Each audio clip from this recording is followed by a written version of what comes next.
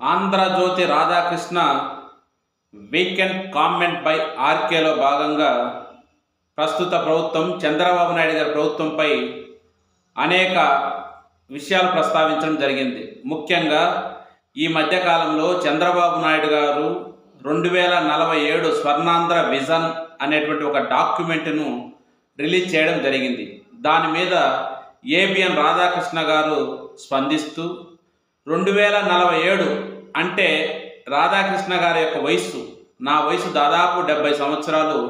2047 అంటే అప్పటికి నేను ఉండనటువంటి ఆ కాలం గురించి మాట్లాడడం, దాని గురించి స్పందించడం అనవసరమని నేను అనుకుంటున్నాను.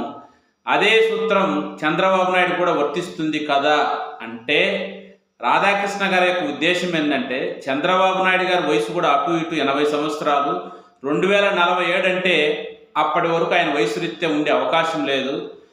అప్పటి వరకు ఒకే రాజకీయ పార్టీ కూడా అధికారంలో ఉండే అవకాశం లేదు.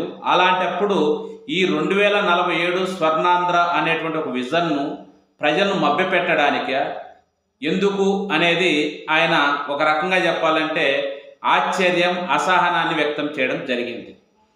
ఇలా చేయడంలో ఆయన ఇంకా మాట్లాడుతూ దీర్ఘకాలిక లక్ష్యాలు అనేటివి ప్రస్తుతం ఆంధ్రప్రదేశ్ ఉన్నటువంటి ఆర్థిక పరిస్థితుల దృష్ట్యా అవి ఉపయోగపడవు. ఎందుకంటే అంత దీర్ఘకాలిక లక్ష్యాలు సాధించాలంటే ఒకే పార్టీ అనేది అధికారంలో ఉండాలి, లేదా ఒకే విధమైనటువంటి ఆలోచన విధానాన్ని కొనసాగించే ప్రభుత్వాలు ఉండాలి. అలాంటివి రాజకీయ వ్యవస్థలో చోటు లేదు కదా. అలాంటప్పుడు అలాంటి వాటిని అనవసరంగా ఎందుకు టైం వేస్ట్ చేయడం అనేది ఆయన ఉద్దేశం. కరెక్టే. ఎందుకంటే చంద్రబాబు నాయుడు గారు ఎప్పుడు అధికారం లేకొచ్చినప్పుడు కూడా ఆయన దీర్ఘకాలిక లక్ష్యాలు నిర్దేశించుకుంటాడు. పోనీ దీర్ఘకాలిక లక్ష్యాలు నిర్దేశించుకున్నాడే అనుకోనండి, వాటి వల్ల ఏమైనా ఫలితాలు సాధించిందా? ఇప్పుడు చాలాసార్లు ఆయన 2020 విజన్ 2020 అని చాలాసార్లు ప్రస్తావించాడు. ఉమ్మడి ఆంధ్రప్రదేశ్లో కూడా విజన్ 2020 అయిపోయింది, 2020 అయిపోయి కూడా 4 ఏళ్ళు అవుతుంది. ఏం సాధించారు మీరు? అసలు విజన్ 2020లో మీరు నిర్దేశించుకున్న లక్ష్యాలేంటి, మీరు సాధించినటువంటి ఫలితాలేంటి ఎవరికైనా చెప్పిండ్రా? ఎక్కడైనా చెప్పిండ్రా? ఇప్పుడు కొత్తగా వచ్చేసి 2047 స్వర్ణాంధ్ర విజన్ అంటున్నారు. దాంట్లో భాగంగా వెల్త్, హెల్త్, హ్యాపీనెస్ ఎందెందో విషయాలు చెప్తున్నారు. ఓకే, రైట్, మంచిదే. కానీ అంత దీర్ఘకాలికంగా వాటిని ఎవరు అమలు చేయగలుగుతారు? మీరేమైనా శాశ్వతంగా ఉంటారా? ప్రజాస్వామ్యంలో అంత దీర్ఘకాలికంగా మనకు వయసు రీత్యా కానీ రాజకీయ రీత్యా కానీ మనకు వెసులుబాటు లేదు కదా, ఉండే అవకాశం లేదు కదా.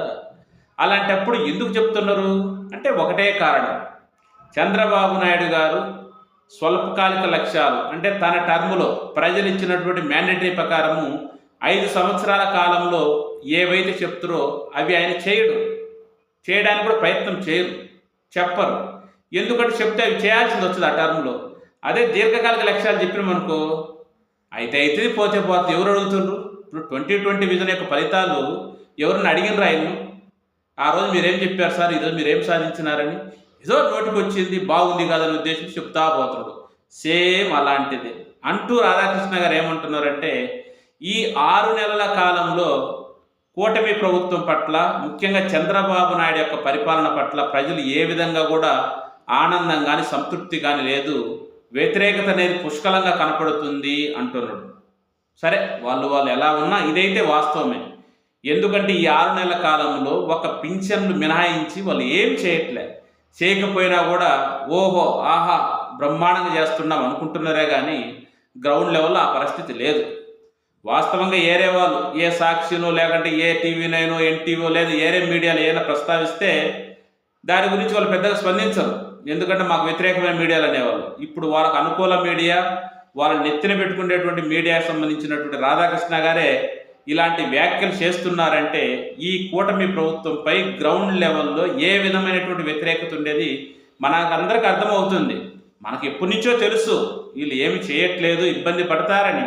కానీ వాళ్ళ మీడియాని ఈరోజు బహాటంగా చెప్పడం వల్ల ప్రజలకు కూడా కొంతమంది తెలియని వాళ్ళు లేదా వాళ్ళ సానుభూతి పరులకు కూడా కొంత మెల్లమెల్లగా అర్థమవుతుంది. ఇదంతా ఒక పక్క అయితే పవన్ కళ్యాణ్ గారు ఏం మాట్లాడుతారు? నిన్న 2047 విజన్ డాక్యుమెంటరీ రిలీజ్ సందర్భంగా చంద్రబాబు నాయుడు గారు విజనరీ. ఆయన ఇంత ముందు నిర్దేశించినటువంటి విజన్ 2020 అనేక ఫలితాలు సాధించింది అంటున్నారు. మరి ఏమి ఫలితాలు సాధించిందో ఏమో మాకు అర్థం కాలే. బహుశా మీరు ఎమ్మెల్యే కావడానికి, డిప్యూటీ సీఎం కావడానికి ఏమైనా సహకరించిందని అలాంటి మాటలు ఏమైనా మాట్లాడుతున్నామని అర్థమైంది. కొంచెము ప్రిపేర్ కాండి సార్. ఏదో ఆయన చెప్పినాడని మీరు చెప్పడం కాదు. విజన్ 2020 సంబంధించి మీరు ఈ రాష్ట్రంలో ఏమి ఫలితాలు సాధించారు, ఆ ఫలితాల మూలంగా ఎవరి జీవితాలు బాగుపడినాయి ఒకరు చెప్పండి. అలా లేకుండా ఏదో మనకు మీడియాలు ఉన్నాయి, మనం ఏదో మాట్లాడాలి కాబట్టి మాట్లాడడం కాదు. వాస్తవంగా చెప్పాలంటే గ్రౌండ్ లెవెల్లో చాలా వ్యతిరేకత ఉంది ప్రభుత్వం మీద. ఈ మధ్యకాలంలో ఇంకా కలెక్టర్ల సమావేశంలో కానీ, క్యాబినెట్లో కానీ మాట్లాడుతూ, కలెక్టర్ల సమావేశంలో అయితే కొందరు మంత్రులు ఇచ్చే ఆన్సర్లు చూసి ఆశ్చర్యకరం అనిపించింది. ఉదాహరణకు నాదెండ్ల మనోహర్ గారు చెప్తున్నారు, సార్ మనమేమో అంతా బాగుంది అనుకుంటున్నాం, ఇసుక గురించి మనం ఉచిత ఇసుక, స్థానికంగా ఉండేటువంటి ప్రజలు ఎడ్ల బండ్లలో కానీ ట్రాక్టర్లో కానీ ఫ్రీగా ఇసుక తీసుకుపోవచ్చు అని మనం చెప్పినాం, కానీ అలాంటి పరిస్థితి ఆడ లేదు అంటున్నారు. మరి చంద్రబాబు నాయుడు గారు మీరు ముఖ్యమంత్రి ఉండగా మీ పరిపాలన కింద పనిచేసేటువంటి అధికారులు కానీ, మీ రాజకీయ నాయకులు కానీ, ఎవరే కానీ మీ మాట వింటున్నట్టు అర్థమవుతుంది. ఈ విషయాలు బట్టి చూస్తే ఎక్కడ జరగట్లే. మద్యం కూడా అంతే, విచ్చల విడిగి ఎక్కడ చూసినా బెల్ట్ షాపులు ఉండే. రోజు ఎక్కడ సాట బెల్ట్ షాపులపై పోలీసులు దాడులు చేస్తున్నారు. పోలీసులు దాడులు చేస్తున్నారంటే అర్థమైందని బెల్ట్ షాపులు ఉన్నాయనే కదా. మీరు ఈ మాటలని చెప్తుంటే మాకు అర్థమైంది ఏంటంటే, మీరు పైన ఏమో మీడియా ముందుకు వచ్చి పరిపాలన అంత బాగుంది, అంత సక్రమంగా జరుగుతుంది, ఎక్కడ ఏ వ్యవస్థలో లోపం లేదనేమో మీరు చెప్తున్నారు భ్రమ కలిగించే విధంగా. కానీ గ్రౌండ్లో జరిగే రియాలిటీ ఏంది? మీ మంత్రులు, మీ ఎమ్మెల్యేలు చేసే పనులు చూస్తే ఆశ్చర్యకరం అనిపిస్తుంది. ఇంత చేస్తూ మీరు మళ్ళా పక్కన వాళ్ళు విమర్శిస్తారు. మీరు ఏం చేసిండ్రు సార్? మీ పట్ల వ్యతిరేకత లేకుండా ఎట్లా ఉంటుంది? దాదాపు ఇప్పుడు ఒక 70 నుంచి 80 మంది ఎమ్మెల్యేల మీద పూర్తి స్థాయిలో వ్యతిరేకత ఉంది. ఆ విషయం మీ ఊరికి కూడా వచ్చి ఉంటుంది. అది మేము చెప్పడం కాదు, మీ అనుకూలంగా ఉండేటువంటి ఏబిఎన్ రాధాకృష్ణ గారే చెప్తున్నారు. చాలామంది ఎమ్మెల్యేలు ఇసుక, గ్రావెలు, మద్యం విషయంలో ప్రభుత్వం మాట వినడం లేదు, ప్రభుత్వ పెద్దలు లెక్క చేయడం లేదు, వాళ్ళ స్వార్థం కోసం మాత్రమే చూసుకుంటున్నారు అని వాళ్ళు చెప్తున్నారు. మంచిదే, ఇదే వరవడిని కొనసాగించండి రాధాకృష్ణ గారు. ఈ ప్రభుత్వం ఇచ్చిన హామీలను చేస్తున్న ఇప్పుడు పనులకు, ప్రజలకు జరుగుతున్న అన్యాయాన్ని మీరు ప్రశ్నించండి, ఇప్పటికన్నా మారండి. కానీ మీరు ఏదో ఒక విషయాల్లో ఒకటి అలా చెప్పి మిగతా మళ్ళా మీ విధంగా మీరు ప్రవర్తిస్తే మిమ్మల్ని మళ్ళీ ఎల్లో మీడియా అనాల్సిందే వచ్చింది అంటూ రాధాకృష్ణ గారు ఏమంటున్నారు? వైసీపీ 11 సీట్లకు పరిమితమైనప్పటికి కూడా వాళ్ళని ఇంకా ఏదో చేయాలని ఉద్దేశం చెప్తున్నాడు ఆయన. ఏం చేస్తారు సార్? ఏం చేస్తారు మహా అంటే? ఆ 11 మందిలో ఎవరైనా ఒకరిద్దరు ఏదన్నా ప్రలోభాలకు లొంగే వాళ్ళు ఉంటే తీసుకుంటారా? తీసుకోండి, ఏమైతే తీసుకుంటే. ఇప్పుడు ఆ 11 మంది ఉండడం వల్ల జగన్మోహన్ రెడ్డికి ఒరిగేది ఏం లేదు. ఒక రకంగా చెప్పాలంటే పోయినా కూడా ఒరిగేది ఏం లేదు. పోనీ ఏం చేస్తారు? జగన్మోహన్ రెడ్డిని ఏమైనా కేసులు పెట్టాలనుకుంటున్నారా? పెట్టండి. కేసులు, జైళ్ళు, బెయిళ్ళు ఇవన్నీ ప్రతిపక్షంలో ఉన్నప్పుడు కొత్త ఏం కాదు. ఆయన ఆల్రెడీ చాలాసార్లు ఎదుర్కొన్నాడు. వాటన్నిటికీ మానసికంగా సిద్ధపడే ఉన్నారు. ఇక్కడ ఆశ్చర్యకరం ఏంటంటే, రాధాకృష్ణ గారు ఒకవైపు ఏమో చంద్రబాబు నాయుడు గారి విధానాలు తప్పుపడతారు, అదే సందర్భంలో ఒకవైపు జగన్మోహన్ రెడ్డి గారు ఇంకా ఎట్లా నాశనం అయిపోవాలి, వైఎస్ఆర్ కాంగ్రెస్ పార్టీ ఏ విధంగా నాశనం అయిపోవాలనేటువంటి చర్చ లేదా విధానాలను తెలుగుదేశం ప్రభుత్వాన్ని సూచిస్తున్నాడు. మరి ఇది ఏ రకమైనటువంటి ఆలోచన మరి మనకు అర్థం కావడం లేదు. అంటే చంద్రబాబు నాయుడు గారికి ఏమైనా మిమ్మల్ని మేలుకొల్పుతున్నారా? అంటే మీ ప్రభుత్వం ఇబ్బంది పడిపోతుంది, కొద్ది జాగ్రత్తగా మేలుకోండి అని అర్థం కావట్లే. మీరు ఏనా పార్షియాలిటీ లేకుండా చెప్తే ఎవరైనా నమ్ముతారు. మీరు ఏదో చెప్పాలి కాబట్టి చెప్తుండ్రు, లేదా మీకు రావాల్సింది ఏదైనా రాకపోవడం వల్ల ఆ కడుపు మంటతో చెప్తుండ్రో ఏమో కానీ మాకు అర్థం కావడం లేదు. సరే, ఏదేమైనా మనకి ఈ పరిణామాలన్నీ చూసినప్పుడు మనకు అర్థమైంది ఏంటంటే, ఈ ఆంధ్రప్రదేశ్లో ఈ కూటమి ప్రభుత్వం అధికారంలోకి వచ్చిన తర్వాత స్పష్టంగా ప్రజలు ఎన్నికలకు ముందు ఈ కూటమి ప్రభుత్వంపై పెట్టుకున్న ఆశలకు ఇప్పుడు జరుగుతున్న పరిణామాలకు ఎక్కడా కానీ పొంతన లేదు. వాళ్ళు ఎన్నెన్నో ఆశలు పెట్టుకున్నారు. కూటమి ప్రభుత్వం వచ్చే చంద్రబాబు నాయుడు అనుభవం ఉన్న వ్యక్తి, సంపదను సృష్టిస్తాడని, అప్పులు చేయడని, కేంద్ర ప్రభుత్వంలో ఆయన యొక్క అధికారం, ఆయన యొక్క మాట చెల్లుబాటు అవుతుంది, దాని మూలంగా నిధులు విపరీతంగా ఆంధ్రప్రదేశ్ తెస్తాడు, ఏదో చేస్తాడని. కానీ అలాంటిది ఏమీ లేదు.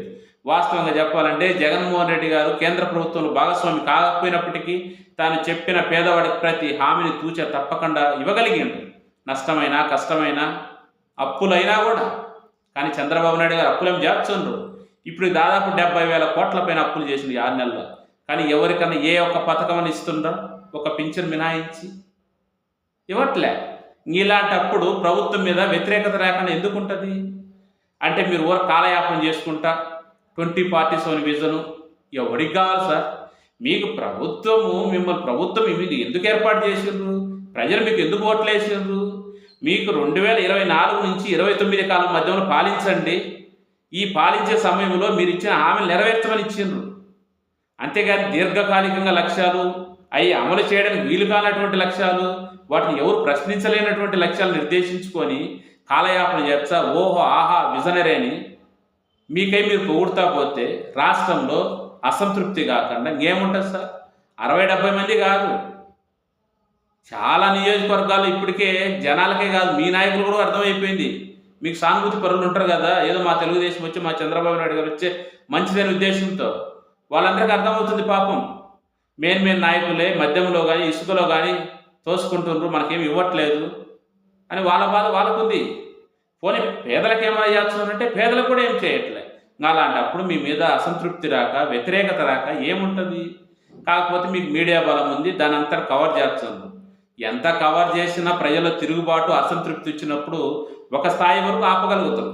ఆ స్థాయి మించిన తర్వాత మీరు ఆపడం మీ తరం కాదు కదా.